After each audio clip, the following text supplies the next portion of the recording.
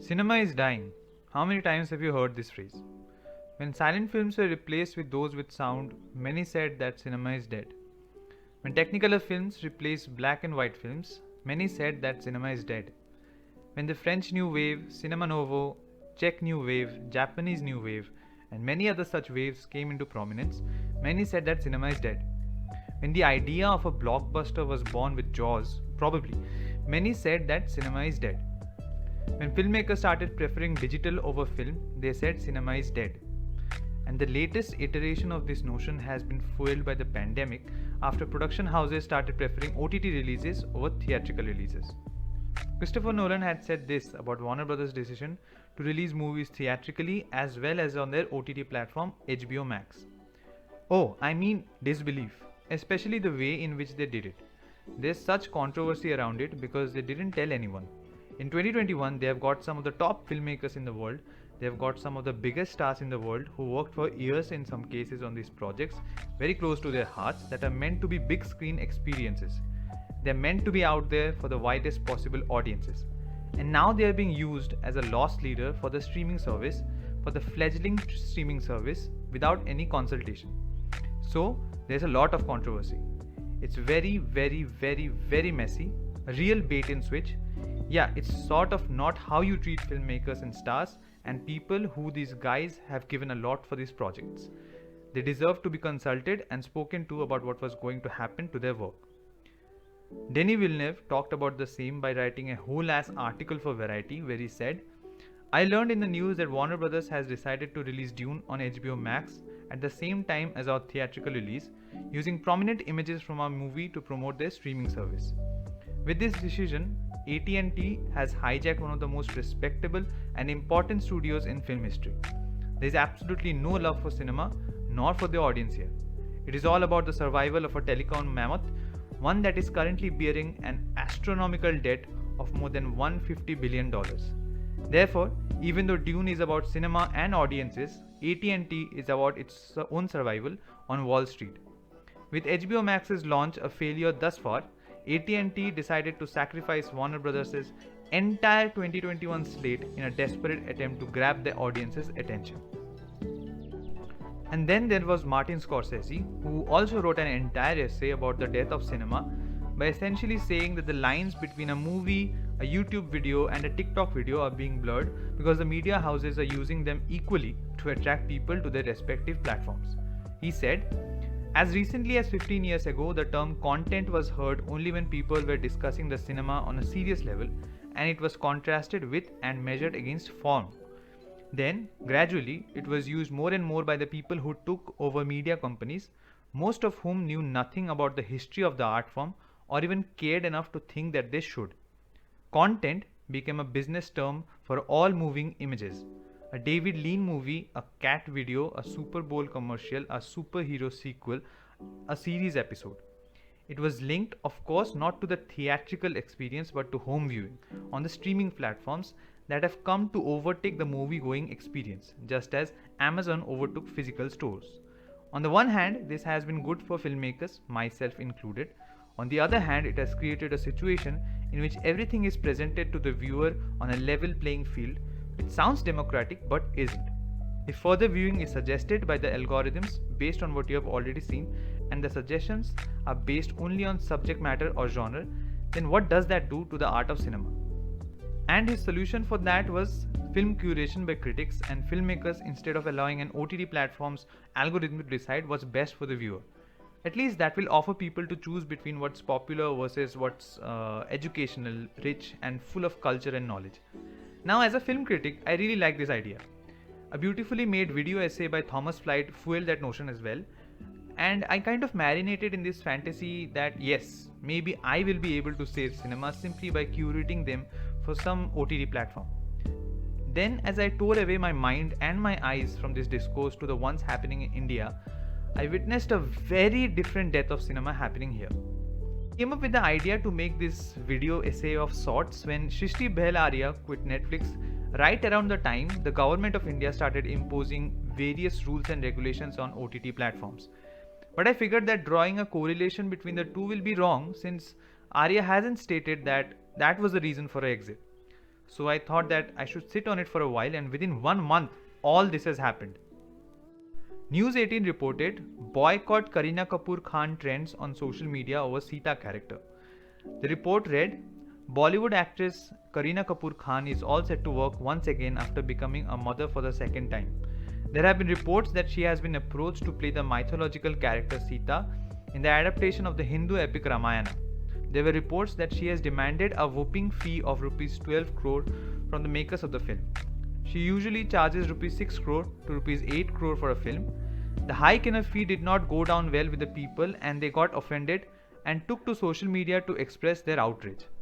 Netizens allege that Kareena is hurting their religious sentiments by demanding a hefty amount to play the role in Alaukik Desai's upcoming film. Hashtag boycott Kareena Kapoor Khan began trending on Twitter. Many said the good news actor was not fit to play the character. Some even went to the extent to boycott the director of the film for planning to cast Kareena. One of the social media users also dragged in the star's husband and actor Saif Ali Khan and alleged that like he had earlier hurt Hindu sentiments with his web series Tandav, now Kareena is following in his footsteps. Newsbytes report stated, after Karni Sena, Kshatriya body now demands Prithviraj name change. The report reads, head of the youth wing of the organization, Shantanu Chauhan said, the insult of the great brave warrior Emperor Prithviraj Chauhan ji, who protected the nation and Hinduism, is an insult to every citizen of India. Title Prithviraj is an insult to the great Hindu emperor. It is condemnable and insulting to not address such a great warrior by his full name, he added. Apart from a title change, the body had other demands too. They reportedly want the script to be approved by senior representatives of the Kshatriya Society and ask the makers to screen the film for them before it is released. Prior to that, the Prithviraj team must remove any objectionable and distorted facts. Yash Raj Films, which is backing the project, is yet to comment. So yeah, cinema isn't dying here in India because of using digital over film or releasing them theatrically or on OTT platforms. It is dying because of the over-involvement of the Indian government, the ruling party, and the majoritarian beliefs being peddled by them, which are being consumed by the community that constitutes the majority of India. अच्छा, before going any further, please video को like और share कर देना, channel को subscribe कर देना और comments में अपने थॉट्स, विचार, philosophy about cinema in India वो लिख देना प्लीज़. हाँ, ओके, अब कार्यक्रम शुरू करते हैं. Now something like this doesn't happen one fine day, and I want to touch upon the 3 points in recent history that I feel brought about this decay in the Hindi entertainment industry or completed it probably. हाँ, ये opinion ही है, which are of course based on facts, but at the end of the day opinion है. And yes, I'm limiting it to 3 because अब एकदम starting से देखने जाओगे, then you can say that this promotion of a majoritarian belief was always there in terms of casting, actors changing names to Hindu ones for optics, and cozying up to politicians for national awards and whatnot. But at least then, we used to get movies criticizing casteism, religion, traditionalism, and hypernationalism. Now the kind of harassment people face for making them, that those who were just thinking about making something similar stop doing so. So yes, where do I think it all started? Well, I think it was the exit of Leela Samson from the CBFC, that is the Central Board of Film Certification. According to a January 2015 article by Indian Express, amidst reports that controversial film Messenger of God featuring Dera Sacha Sauda chief Gurmeet Ram Rahim Singh in lead role has been cleared by Film Certification Appellate Tribunal (FCAT). Censor Board chief Leela Samson on Thursday night said she has decided to resign. Asked if she was aware of media reports that the nod has been given by FCAT to the film's screening, Samson told PTI, "I hear so, nothing in writing yet. Yet, it is a mockery of Central Board of Film Certification. My resignation is final. Have informed the IB secretary." There was, however, no official word on the decision, if any, of FCAT. The censor board had referred the issue of clearance to Messenger of God to FCAT. The film was slated to hit screens on Friday.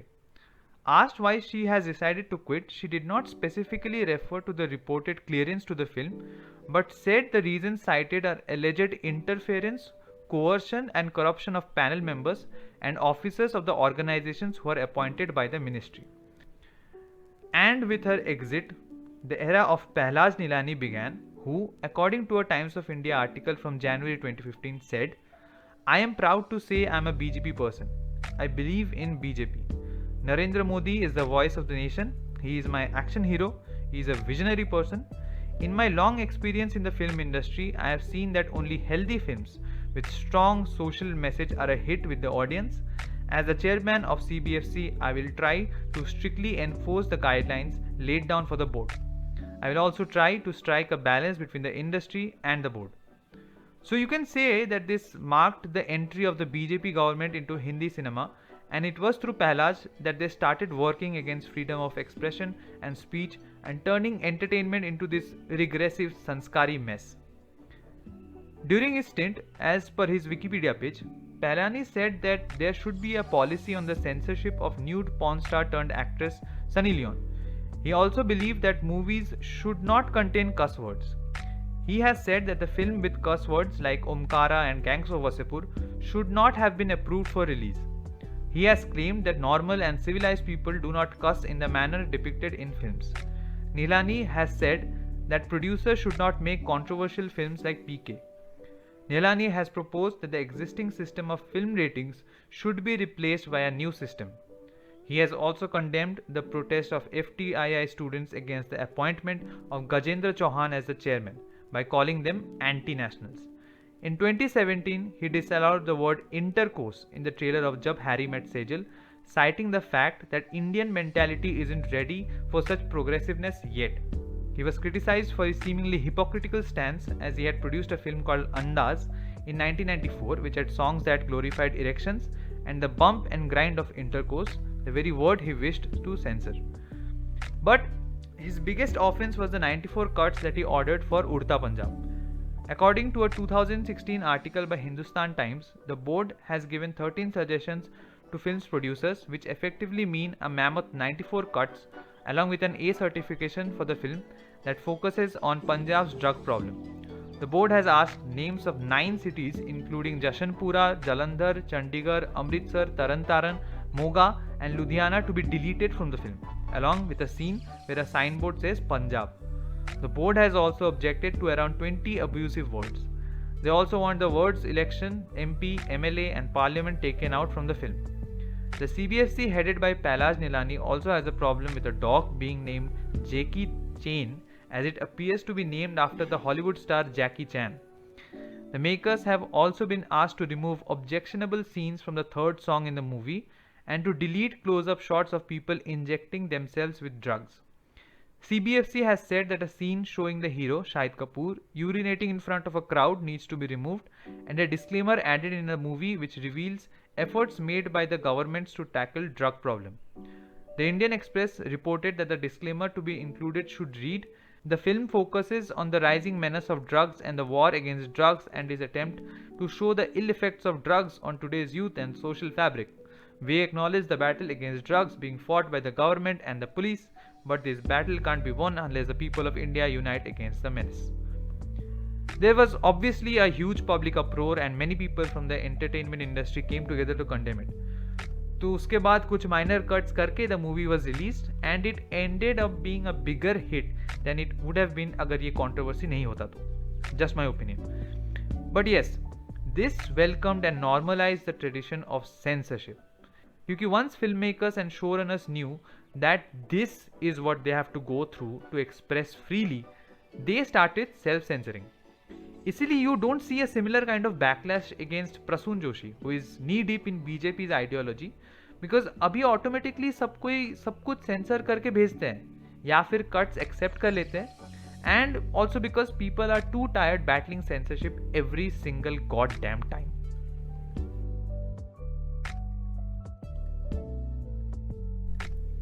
The second, what is the opposite of a watershed moment? Because a watershed moment is usually considered to be a positive thing, right? So yeah, whatever's the opposite of that happened around the release of Padmavat. Now this is according to a 2018 BBC article. The film tells the story of 14th century Muslim Emperor Alauddin Khilji's attack on a kingdom after he was smitten by the beauty of its queen Padmavati, who belonged to the Hindu Rajput caste. Hindu groups and the Rajput caste organization allege that the movie includes an intimate scene in which the Muslim king dreams of becoming intimate with the Hindu queen.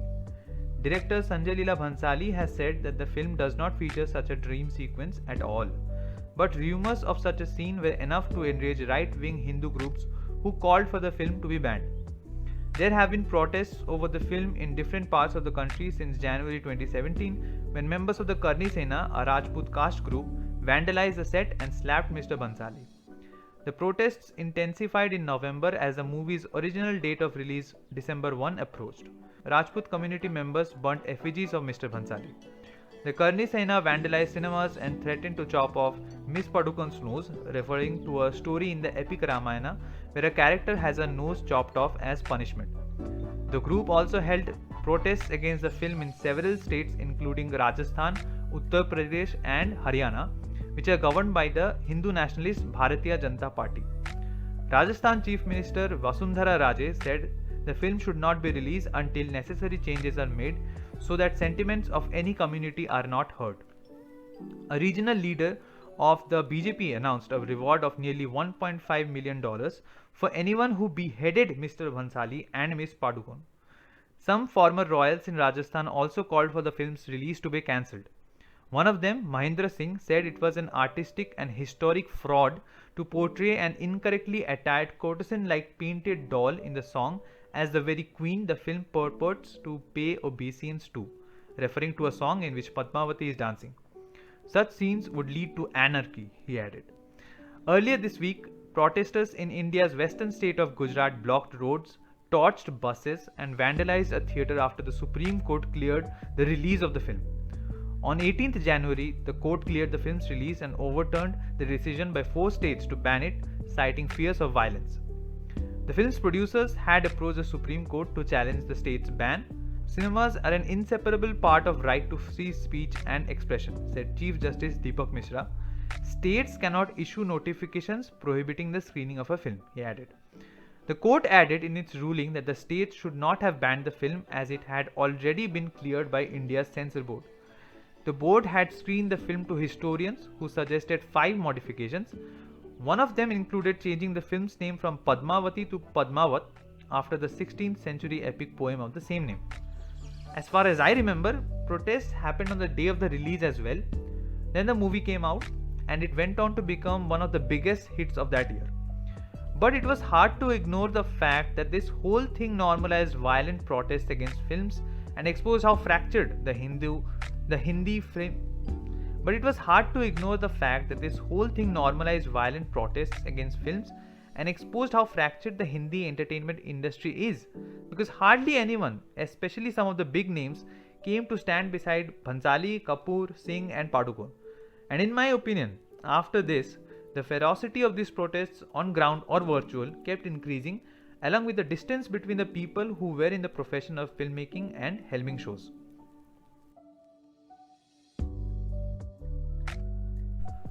A trigger warning is in effect since I'll be talking about Sushant Singh Rajput and his death by suicide.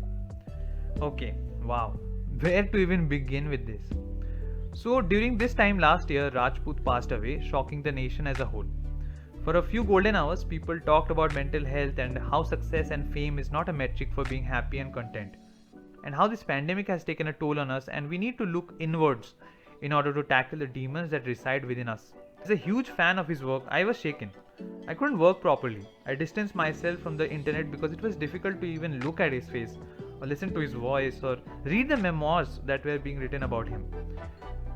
But then, shit hit the fan royally and left any sane-minded person reeling. Look, I trust News Laundry, so I will give a rundown of the timeline of the events that transpired post that golden hour based on their reporting. India Today got a legal notice for comparing Sushant Singh Rajput's death to hit wicket, because he played Dhoni. Gujarat Samachar was lambasted for posting the photo of Sushant's dead body on the front page, and they defended it as well. Then News 24, Zee Hindustan, CNN News 18, DNA, India Today and many more started covering the news in their signature weird way while flouting every and any WHO guidelines for reporting on suicides. Then, during the tail end of June, talks about blind items against Sushant started to surface. Then came the deadly duo of Arnab Goswami and Kangana Ranaut, who just spewed shit. Sushant's girlfriend Riya Chakraborty was accused of doing black magic. ABP News did a mock post-mortem of Sushant Singh Rajput, which was sponsored by Dabur, Patanjali and SGT University. Riya Chakraborty moved the Supreme Court over an unfair media trial. Then Disha Sailan's death, who was Sushant's manager, was connected with that of Sushant's, and weird conspiracy theories were concocted. Mumbai police was accused of cover-ups while the Supreme Court found no wrongdoing by the police. A delivery man outside Riya Chakraborty's Mumbai flat was hounded by reporters. Times Now started leaking Riya's WhatsApp chats and didn't understand the term "I'm a bounce." In September, the hashtag Justice for SSR campaign began with the Republic at the helm. Drugs came into the picture and how Sushant was drugged by Riya and Deepika is a druggie, Bollywood is a druggie, everyone is a druggie. तू क्या देख रहा है? तू भी druggie. The drugs वाला investigation was being conducted by the NCB और उसके ऑफिस के सामने Republic Bharat started a brawl with other reporters. Some Bollywood producers filed suits against Republic and Times Now for calling them a part of some drug mafia. Bihar BJP used Sushant's death as a polling issue and printed stickers with his face on it along with the tagline "Na bhule hai, na bhulne denge." There was a lot of hoopla around nepotism and how it should be banned in India. Some actors spoke up. Bombay High Court lambasted Republic over the Arrest Riya hashtag. Many of these channels were asked to apologize for their SSR coverage, but some like Aaj Tak even avoided that. Mumbai police filed a defamation case against Arnab Goswami, which was dismissed by a sessions court.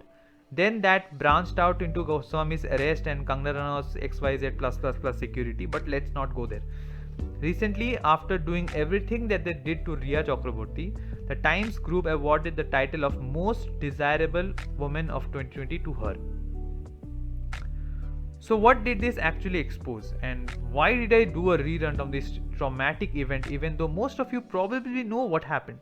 Well, firstly to show how far behind India is in terms of dealing with mental health, anxiety, depression, etc.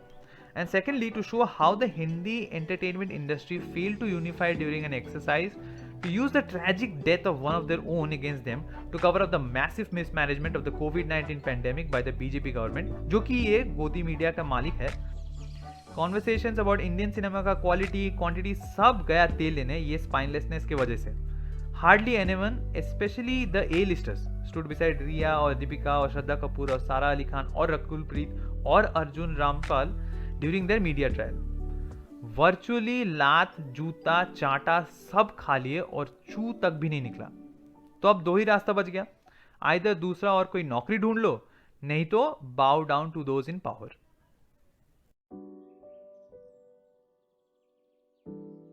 In a charity event for COVID-19 relief, director Vikramaditya Motwane said that indie cinema is essentially dead here in Bollywood, citing the select few examples that exist.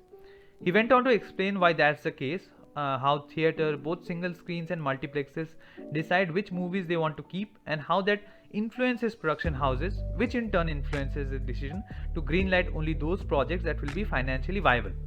What का किस्सा खत्म है अभी. I obviously agree with him on that, but I also think that Bollywood is dead as well. It's not a hub for entertainment and culture anymore. It has become a tool for government propaganda. Like I said before, if you want to go back in time and talk about how such things have existed, please feel free to do so. मैं अभी करने गया, in addition to all that I'm covering, तो ये video कभी बनेगा ही नहीं. Okay, propaganda. So, according to a 2019 News Laundry article titled Bollywood and the Art of Propaganda, Shruti Das said, "The only good thing about Thackeray was Siddiqui's flawless performance. But then there are other propaganda films like The Accidental Prime Minister, where even the performances came out as mere mimics of the characters played on screen. Directed by Vijay Gutte, the film has Anupam Kher in its titular role. He received a lot of flack for the way he portrayed Manmohan Singh, which came out as a caricature and was more like a mockery. Though the Congress approached the court and termed the film as propaganda for the BJP, the film's release went ahead. Aditya Dhar's Uri, the Surgical Strike, starring Vicky Kaushal, was appreciated by the audience, but that does not make it any less of a propaganda film. It glorifies the surgical strike, representing the current government's courageous act of defending the country, replete with dialogues like "ये नया हिंदुस्तान है, ये घर में घुसेगा भी और मारेगा भी" and "वक्त आ गया है खून का बदला खून से लेने का." As The Wire said, the more the government politicizes the army by using its sacrifices to further its electoral objectives, the more it erodes the army's potency and hence its deterrent value. Then comes the much talked about Manikarnika, a nationalistic period film where Kangana Ranaut portrays Queen Jhansi. It's interesting to note that Ranaut has also openly supported Modi in the past. Thakre's director Abhijit Panse is a former Shiv Sena member and is now with the Maharashtra Navnirman Sena. Thakre was also produced by Shiv Sena leader Sanjay Raut. The accidental Prime Minister filmmaker Vijay Gutte was arrested for GST fraud in August 2018. His father, Ratnakar Gutte, is a sugar baron who was the BJP's candidate from Maharashtra Gangkakhed seat in 2014. The movie star Anupam Kher has been vocal about his admiration for the PM, and his wife Kiran Kher is a BJP MP. The implications are clear. Previously, Bollywood waved the saffron flag with films such as Padman, Gold, Toilet, Ek Prem Katha and Satyameva Jayate. Those were toned down versions of what we are seeing today, especially just before the elections. In this context, it is not surprising that the planned PR meeting between Modi and the Bollywood film fraternity met with plenty of criticism. In a first post article on propaganda films, Pranav Dhawan talked about the Narendra Modi biopic. He said, "The biopic on Modi seems like a sequel to these movies which reinforces the ideology of current establishment at the time when the general elections are underway. Watching these films impress the notion of the superiority of the current establishment at the expense of factual information and cultural sensitivity. These films led many people to draw erroneous conclusions regarding the government and its policy as well as about the personalities of opposition leaders. The biopic paints Modi as an efficient administrator and showcases him as the greatest Prime Minister of India. There is no doubt regarding the propagandist agenda of bolstering Modi's persona, designed to provoke devotion rather than debate. Portraying Modi as a hardline patriot and flauntingly depicting his great love for the country, the movie sets a stage for his advertisement as the most desirable PM. It also tends to whitewash Modi's role in the 2002 Gujarat carnage. As Salil Tripathi argued, the corporate media's attempts to show Modi as an inclusive statesman as part of the strategy to remake Modi begins with the claim that the Modi of 2014 is not the Modi of 2002, that he appears to have moderated his views. Now, this is a broad strokes version of how Bollywood has essentially become a spokesperson for the BJP government. Let's get a little specific. Let's talk about Akshay Kumar. In an amazing essay on Caravan magazine titled Akshay Kumar's Role as Hindutva Poster Boy, Bhavya Dore wrote, "In March 2020, the COVID-19 pandemic brought the country to its knees, and the actor was grounded. The final round of promotions for his film Suryavanshi had to be cancelled since the Maharashtra government started telling people not to leave their homes. The release of the cop drama, the latest in the filmmaker Rohit Shetty's oeuvre, was postponed indefinitely. But still, Kumar was as busy as he could be, for his work as a performer in recent times has hardly been limited to films. During the COVID-19 crisis, he came to play the role of the responsible superstar and the morale booster in chief on social media. His Twitter posts were a flood of upbeat content. He pledged a Rs 25 crore donation within minutes of Narendra Modi announcing the PM Cares Fund. When the Prime Minister said that the country should show solidarity with its healthcare workers by banging pots and pans, Kumar posted a video of himself loudly beating the thali outside his home. He put together a song of hope, lit a diya, hosted a benefit concert and told people to stay safe and stay home. In June, when the government wanted to lift lockdown restrictions, Kumar made a public service advertisement telling people not to worry, to wear masks, to go out but be careful. If the government had a message that season, it seemed Kumar was the messenger. His recent releases include national security films such as Baby and Naam Shabana, true life dramas such as Gold, Kesri and Mission Mangal, and social reform sagas such as Padman and Toilet. If Kumar is to be believed, it is a mere coincidence that his films are about issues on which the Bharatiya Janata Party led government likes to keep the spotlight. patriotism, national security, cleanliness campaigns. The image conscious government watches closely not just the content of films but also the opinions publicly expressed by celebrities. Some are approached directly to amplify the government's voice. Those who cooperate are rewarded in many ways: tax cuts, government assignments, national awards, and so on. Those who do not are punished through the misuse of institutions. Kumar emerged early on as a willing colluder and has been able to skillfully find common ground between his own beliefs and the government's agenda. The Hindu nationalist establishment finds Kumar useful due to a constellation of factors: the perception of him as an outsider to the film industry, people's image of him as a Hindu alternative to the three big Muslim superstars Amir Khan, Shah Rukh Khan, and Salman Khan, his charitable concerns, and responsible messaging in advertisements. Their association is mutually beneficial. While actors such as Vivek Oberoi starred as Narendra Modi in a propagandist biopic, and Kangana Ranaut plans a film on Ayodhya, and while filmmakers such as Vivek Agnihotri and Ashok Pandit openly flaunt their support of the BJP, Kumar has been more strategic. He has never noticeably risen to defend the government's programs or policies or lashed out at its critics online.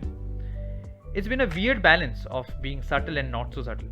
In 2016, shortly after the Uri attack, he urged people to consider the lives of the Jawans who protected the country's borders rather than engage in pointless debates. मतलब basically national security के बारे में बात करने को मना कर रहे हैं क्योंकि it will dent Modi's image, और उसके ऊपर से ही is allowing the Modi government to use the death of the jawans to not only be used as a form of entertainment but also giving a free pass to Modi and his supporters to use the movie on the Jawan's death in political meetings. In 2019, he interviewed Narendra Modi ahead of the elections, and instead of talking about, well, his politics, he wiped Modi's image to make him look like an Aam Aadmi by discussing about Aam. Yes, they talked about mangoes and washing dishes. हाँ, उनके हाथ में लगा हुआ खून तो साफ नहीं होगा, बर्तन के सफाई के बारे में ही बात कर लो. In addition to that, there was the deletion of tweets about the rise of fuel prices when the UPA government was in power, in order to make the lack of such critical tweets about the rise of fuel prices during the NDA government's rule not so suspicious. Talking about tweets, while they weren't political in nature earlier, they all became about Modi, Modi, and Modi. Kumar tweeted about Modi's visit to the United States, urged people to follow PM's Janata curfew, and hyped up Modi's interview with Bear Grylls. He shot a COVID-19 lockdown PSA which had the catchphrase Atmanirbhar. He announced a new indigenously developed online game called Fauji after PUBG was banned. In January 2021, he put out a video announcing that he was donating money for the construction of the Ram temple in Ayodhya on the site of the demolished Babri Masjid, while also making a movie on Ram Setu, the mythical bridge featured in the Ramayana. As mentioned before, the crass version of this propaganda machine is Kangana Ranaut, who took a similar approach to promoting her films, spouting government-friendly hyper-nationalistic bullshit in order to attract attention towards her movies. पहले ऐसा नहीं था, but it was around the time when her movie started to fail financially and critically that she took this approach. Around the release of Manikarnika, Kangana Ranaut turned to the Pulwama terror attack to grab headlines. She said, Pakistan has not only violated our nation's security, they have also attacked our dignity by openly threatening and humiliating us. We need to take decisive actions or else our silence will be misunderstood for our cowardice. Bharat is bleeding today. The killing of our sons is like a dagger in our gut. Anyone who lectures about non-violence and peace at this time should be painted black, put on a donkey and slapped by everyone on the streets. Since labeling every sane-minded journalist a Deshdrohi was or still is in style, around the release of Judgmental Hai Kya, she parroted those sentiments by saying, एक section of media जो हमारे देश में दीमक, उसकी गरिमा, उसकी स्मिता को, उसके इंटीग्रिटी को आए दिन अटैक करता रहता है, गंदे भद्दे देशद्रोहिता के विचार रखते हैं. उनके खिलाफ हमारे कॉन्स्टिट्यूशन में ना ही कोई पेनल्टी है, ना कोई सज़ा है. इस चीज़ से मुझे बहुत ठेस पहुंची है और मैं अपने आप में डिसाइड कर लिया है कि ये जो दोगली मीडिया, बिकाऊ मीडिया जो अपने आप को लिबरल सेक्युलर कहती है, 10th फेल भी नहीं है बिल्कुल. ये लोग स्यूडो लिबरल्स हैं, धार्मिक चीज़ों को लेकर देश की एकता पे प्रहार करते हैं. किसी भी देशद्रोही के लिए मेरे पास जीरो टॉलरेंस है. Since movie releases and shootings were stalled due to the pandemic, Kangana Ranaut used the only topic that was being used by the central government to deflect any discourse around the mismanagement of the COVID-19 pandemic in order to stay in the limelight and get Y plus security of CRPF security from the Home Ministry. That was Sushant Singh Rajput's death. A report by the Indian Express read, 11 commandos have been tasked with protecting Ranaut. 2 of the commandos will provide her with mobile security, while 1 will guard her residence at all times across the country. The level of security needed by any individual is decided by the MHA based on inputs received from intelligence agencies, which include the Intelligence Bureau and Research and Analysis Wing. The agencies mostly provide a subjective measure of the threat to life or injury to a person from terrorists or any other group based on information generated from their sources. The information can also include intercepts of phone conversations, human intelligence, or a credible analysis of a threat. Certain individuals, by reason of positions they hold in government, are automatically entitled to security cover. They include the Prime Minister and his immediate family. The Home Minister and officials such as the National Security Advisor too generally get security cover because of the positions they occupy. Talking about the cost of the security cover on Kangana Ranaut, the report stated, anyone to whom the government provides security after assessment by intelligence agencies gets the protection for free. Free माने अपना दिया हुआ tax से चल रहा है. The individual getting the security isn't being charged. That said, Ranaut's love story with the Indian government came to an end after she basically called Modi a riot monger while talking about the violence in Bengal. She said, "This is horrible. We need super Gundai to kill Gundai." She matlab Mamata Banerjee is like an unleashed monster. To tame her, Modi ji, please show your Virat Roop from early 2000s. Well, to be honest, everyone's love story with the government has ended because they have chosen silence over everything. They were the loudest during the Janta curfew, which we now know was a complete flop. And they were the loudest when the government told them to speak up against those who are highlighting the government's stance against the farmers' protest. But then they were silent about the abusive treatment of Riyaz Chakraborty, the dissolving of the film certification appellate, which by the way happened on the same day Italy decided to dissolve the censor board. They were silent when their colleagues who had starred in Tandav were being hounded by Uttar Pradesh police and BJP supporters. They were silent when the cast and crew of Bombay Begums were being harassed. They were busy signing non-OTT release contracts while the BJP government was making its way into OTT, not just with regulations, but a comedy special, if I may say so, starring the Prime Minister called Pariksha Pe Charcha. I say comedy because the exams that he was talking about have been cancelled due to the pandemic. But what do I mean exactly by everyone's love story with the government has ended? Does that mean that Bollywood is free from the government's grasp and is now free to do whatever they want? No, I mean that the two-way relationship between Bollywood and the government has come to an end. And now it has become a one-way abusive relationship. Because this fraternity has actively chosen to turn this into a government job. And when that is coupled with the lack of releases or space to shoot, well, anything due to the pandemic, Bollywood is jobless. And when someone is jobless, they always look to those in power for support or forge their own path. However, if the steady silence is any indicator, we know what Bollywood will always choose.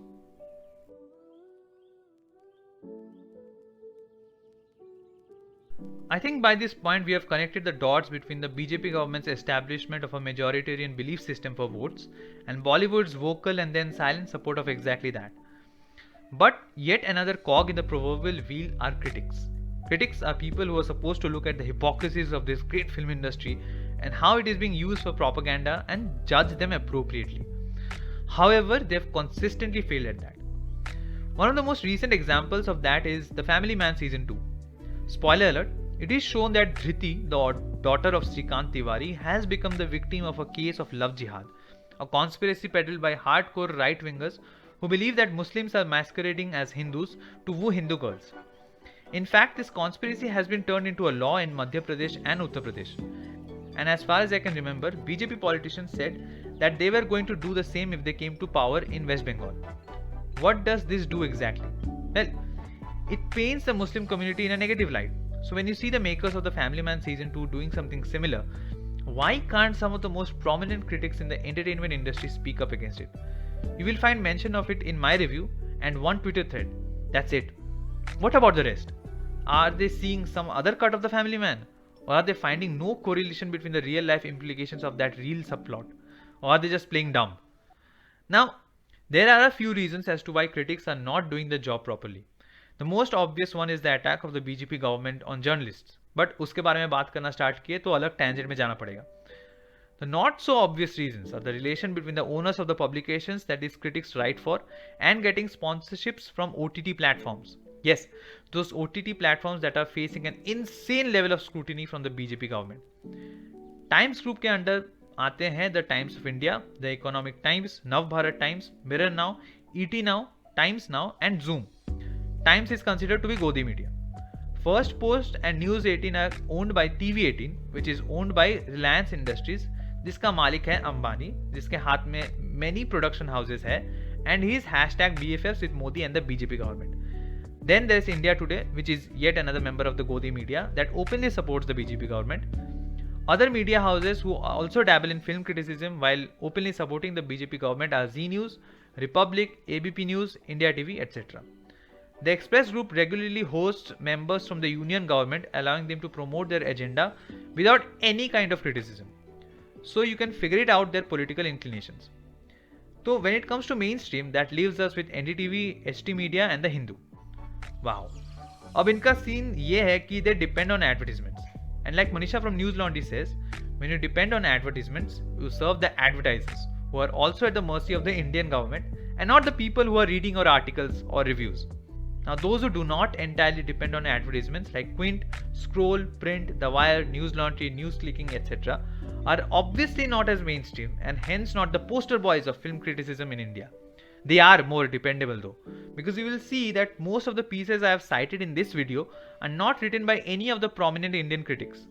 Those who are though, for example, Ankur Pathak, who wrote for HuffPost India, उनका दुकान ही बंद कर दिया by the government's FDI policy for digital media. अब इन सब के अलावा भी कुछ और पब्लिकेशंस है. They not only depend on advertisements but partnerships with these OTT platforms. And those OTT platforms depend on these publications to promote their stuff. So just to refresh your memory, OTT platforms are under attack from the BJP government. Advertisers are at the mercy of the BJP government. And journalism, which includes film journalism, is at an all-time low due to the continued attacks on it, courtesy of the BJP government. तो ऐसे में क्या कर सकते हो? Safe game खेल सकते हो? That's why these publications take a centrist stance and scratch the backs of these OTT platforms.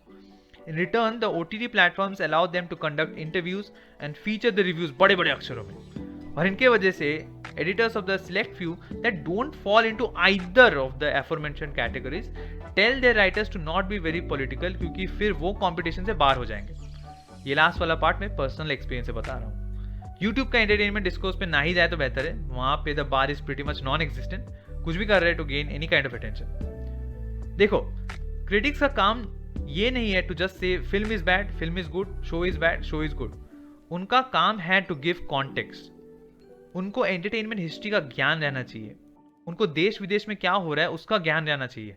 Culture, history, politics, ये सब का ज्ञान रहना चाहिए. क्योंकि art is in just entertainment, it's a reflection of reality. और अगर रियलिटी से आपका वास्ता ही नहीं है, इंटेंशनली और अनइंटेंशनली, तब आप काहे का क्रिटिक हो भाई. आम इंसान को प्रोपेगेंडा क्या होता है या नहीं होता है पता नहीं होगा, क्योंकि उनको जोसेफ गोबल्स का नाम तक भी सुना नहीं होगा. बट एज अ क्रिटिक आपको तो पता होना चाहिए. आपको तो पैरेलल्स दिखना चाहिए between what that Nazi did and what's happening here in India. आम इंसान को शायद कास्टिस्ट थीम्स नहीं दिखेंगे उनके फेवरेट मूवीज और शोज में, बट एज अ क्रिटिक आपको तो दिखना चाहिए. आपको तो समझ आना चाहिए कि by not being vocal on the platform where you gain prominence, वो सब ट्विटर, एफबी और इंस्टा पे वोकल होने का बात नहीं हो रहा है. You basically allowing the very industry your country is known for to crumble. और सब देख के और उसके बारे में सोच के अगर आपको रात को नींद आती है तो फिर आपको आपकी गुलामी मुबारक.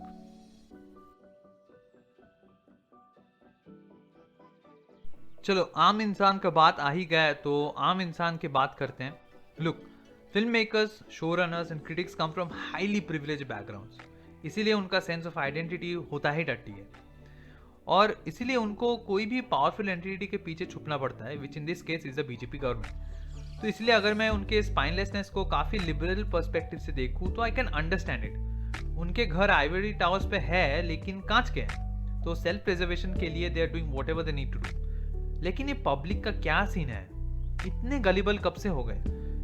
स्ट्रीमिंग प्लेटफॉर्म आपको सबसे पॉपुलर फिल्म या शो दे रहा है तो आप वही खा रहे हो. पॉलिटिशियंस आपको बोल रहे हैं मूवी या शो बॉयकॉट करने को, तो बॉयकॉट करने निकल पड़ रहे हो। एक्टर्स को गाली दे रहे हो। जो आपके फेवरेट्स है वो लोग कुछ गलत कर रहे हैं तो उसको कॉल आउट तक नहीं कर रहे हो। बिना कुछ सोचे समझे डाउनवोटिंग कर रहे हो। इधर एक तरफ बोल रहे हो कि सब फिक्शन है तो इतना सीरियसली मत लो, और दूसरी तरफ बोल रहे हो कि यही फिक्शनल स्टोरीज आपके रिलीजियस सेंटिमेंट्स को हर्ट कर रहे हैं। क्रिटिक्स को गाली देते हो फॉर नॉट क्रिटिकिंग प्रॉपरली और फिर उन्हीं के व्यूज को एम्पलीफाई कर देते हो। क्या चक्कर है? चक्कर क्या है? इतने गलीबल कब से हो गए हो? आप लोग अपने पैसे से एडवर्टाइजर्स, ओटीटी प्लेटफॉर्म्स और पॉलिटिशियंस के घर चला रहे हो। इतना तो पता है ना? Then what's stopping you from asking for quality entertainment? What's stopping you from asking for stuff that challenges your belief system? इतना सस्ता हो गया क्या आपका पैसा? I know that filmmakers and showrunners like to say that the Indian audience is smart and they know what's best. I respectfully disagree. पहले थे शायद जब रंग दे बसंती जैसे मूवीज को सेलिब्रेट करते थे, अब नहीं। I genuinely try to step out of my circle to understand what everyone wants to see in terms of Indian entertainment. There's no one answer. Let me rephrase that. There's no one educational answer. और education का मतलब ये मत समझिए कि PhD VHD level का answer मांग रहा हूँ। एक क्लियर और लॉजिकल आंसर का बात कर रहा हूँ। और क्लैरिटी और लॉजिक के लिए पढ़ाई की नहीं, अवेयरनेस की जरूरत है। और अवेयरनेस है गटर में because of the divisive politics and dependence on information, और shall I say misinformation being peddled by the Godi media. और आपका Hindi entertainment industry is also पार्टिक इन इट। तो आपको लग रहा है कि यही सही है ना? इतने गलीबल कब से हो गए हो?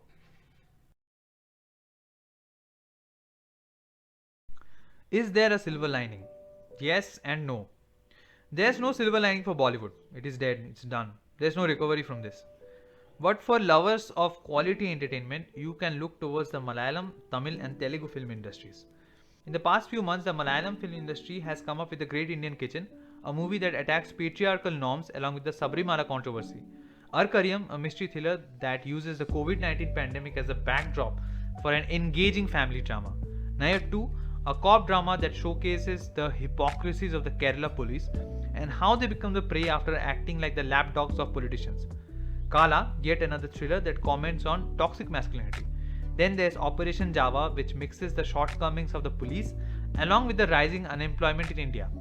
Joji, which is yet another movie that uses the COVID-19 pandemic as a backdrop for a murder mystery. Drishyam 2, which is a brilliant sequel to the 2013 smash hit Drishyam. If you shift your gaze to the Telugu film industry, there's Cinema Bandi, which is a film about filmmaking that also highlights how neglected villages are. There's Jatti Ratnalu, which is a rib-tickling comedy that also touches upon unemployment and the horrible housing scene in tier 1 cities such as Hyderabad. Then there's the Tamil film industry, which has given us Master, an all-out entertainer starring Vijay and Sethupathi, and the Dhanush starrer Karnan, which talks about the years and years of caste-based discrimination that has not only led to the deaths of so many people in India, but has also shaped the way the police and politicians deal with minorities. और जहाँ पे the Hindi film industry has stuck to the plan of releasing movies theatrically and produced low quality cinema like Radhe, the aforementioned film industries have gone for both theatrical and OTT releases. बदले में क्या मिला उनको? Critical and financial success. तो I don't think anyone will be surprised अगर year end list में सिर्फ non-Hindi movies और shows दिखे, right? Oh हाँ, all these film industries are pretty politically active too and don't suck up to those in power. Another film industry that was once considered to be the epitome of entertainment in India regained a bit of the fame by not only standing up to the oppression and low quality politics of the BJP government, but also by giving two amazing movies, Tangra Blues and Tashir Gaur. It's the Bengali film industry that I'm talking about. For your information, Tashir Gaur has won the Best Short Narrative Award at the New York Indian Film Festival. तो हाँ, उधर भी आप quality entertainment के लिए जा सकते हो. How can I conclude this? Can I conclude this? Should I conclude this? What does a conclusion even mean at this point? Look, the nature of cinema and film discourse varies heavily between Hollywood and the Hindi film industry / Bollywood. But thanks to globalization, our filmmakers, stars, critics, and audience have learned how to emulate what they're doing without even trying to address the country-based problems we are facing in this day and age. So like Hollywood stars, we will see our stars putting up beautiful pictures of themselves, the expensive stuff they have bought, and the exotic places they have visited.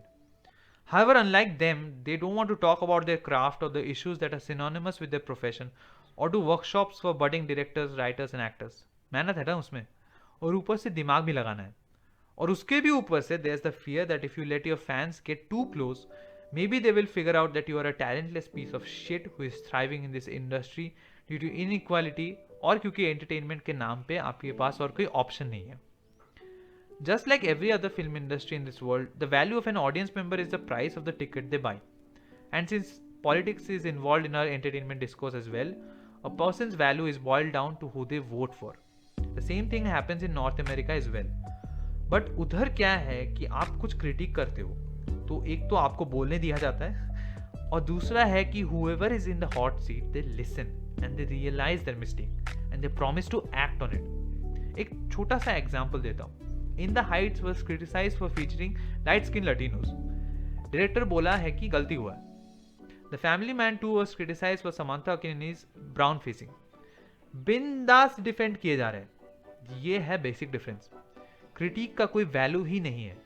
आपका कोई value ही नहीं है. Even though due to this pandemic your value has change from that of a Friday ticket to an OTT subscription. और इसीलिए it is pointless to discuss the death of cinema in terms of digital versus film and OTT versus theatrical releases. ये सब बहुत elitist बातें हैं. ये we have to talk about freedom versus operation of expression. Should और shouldn't government control what we are making and watching and how inclusive we are as a society. If you have made it till this point of the video, please like और share कर देना, channel को subscribe कर देना और comments में लिख दो यार what you think about the death of cinema or where we are going in terms of entertainment in India.